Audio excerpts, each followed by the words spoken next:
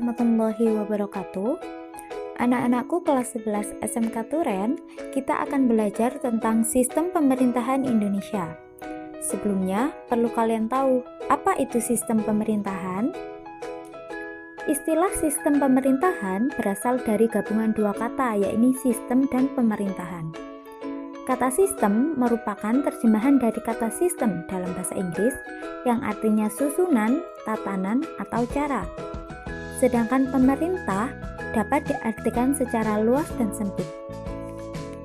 Pemerintah dalam arti luas adalah perbuatan memerintah yang dilakukan oleh badan-badan legislatif, eksekutif, yudikatif.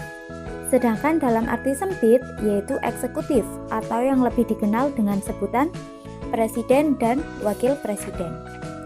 Jadi, sistem pemerintahan adalah komponen pemerintah yang saling bergantung dan mempengaruhi dalam mencapai tujuan negara.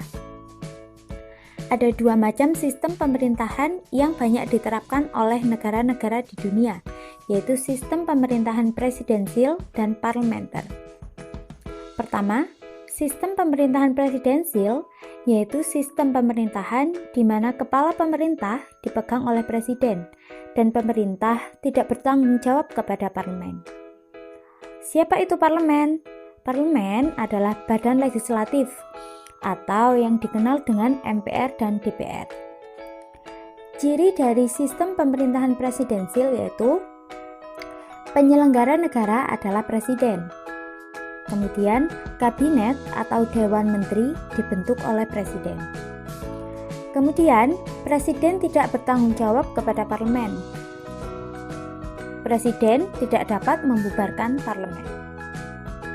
Kedua, sistem pemerintahan parlementer, yaitu sistem pemerintahan di mana parlemen yang berperan penting di dalamnya. Ciri dari sistem pemerintahan ini adalah legislatif atau parlemen adalah satu-satunya badan yang anggotanya dipilih oleh rakyat melalui pemilu. Kemudian, anggota parlemen terdiri dari orang-orang partai politik yang memenangkan pemilihan umum dalam kabinet. Kemudian, pemerintah terdiri atas Perdana Menteri dan Menteri. Apa sistem pemerintahan Indonesia? Saat ini, Indonesia menganut sistem pemerintahan presidensial, di mana presiden bertindak sebagai kepala negara dan kepala pemerintahan. Namun, ada beberapa sistem pemerintahan yang pernah berlaku di Indonesia, yaitu pertama, sistem pemerintahan presidensial di awal kemerdekaan, tanggal 18 Agustus 1945 sampai 14 November 1945. Kedua, sistem parlementer di awal kemerdekaan, yaitu tanggal 14 November 1945 sampai 27 Desember 1949. Ketiga, sistem parlementer masa konstitusi RIS, yaitu tanggal 27 November 1949 hingga 17 Agustus 1950.